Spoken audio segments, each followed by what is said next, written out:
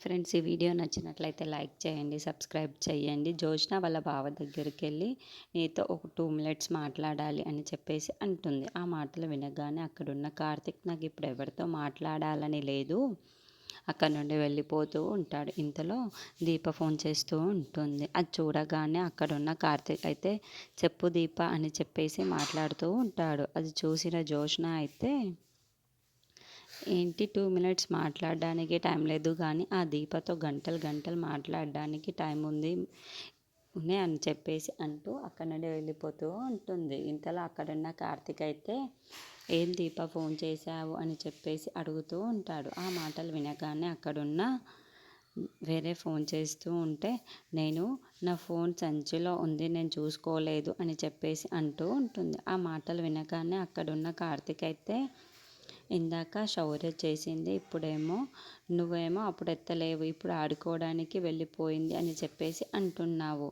ఆ మాటలు వినగానే అక్కడున్న దీప అయితే సరే నేనైతే పక్కకొచ్చి ముఖ్యమైన విషయం చెప్పాలి అని చెప్పేసి అంటూ ఉంటుంది. ఇంతలో అక్కడున్న కార్తీక్ కూడా నేను నీకు ఒక ముఖ్యమైన విషయం చెప్పాలి అని దీప అనగానే కార్తీక్ కూడా నేను కూడా నీకు ఒక ముఖ్యమైన విషయం చెప్పాలి అని దీప అంటూ మనం ఇద్దరం కలిసి మాట్లాడదాం అనుకుంటూ ఉంటారు. ఇంతలో అక్కడున్న కార్తీక్ అయితే వెళ్ళిన పని అక్కడ సవ్యంగా అయిపోయిందా అని చెప్పేసి అడుగుతూ ఉంటాడు.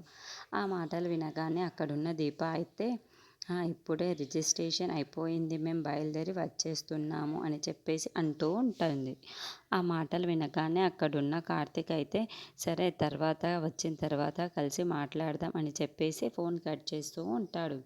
ఇంతలో అక్కడికి శౌర్య వస్తూ ఉంటుంది. శౌర్య ఏంటి అమ్మ ఫోన్ చేసిందా అని చెప్పేసి అడుగుతూ ఉంటుంది. ఆ మాటలు వినగానే అక్కడున్న కార్తీక్ మీ అమ్మనే ఫోన్ చేసింది, ఇప్పుడు వచ్చేస్తున్నారంట అని చెప్పేసి అంటూ ఉంటాడు. ఆ మాటలు వినగానే అక్కడున్న శౌర్య అయితే చాలా సంతోషపడుతూ ఉంటుంది.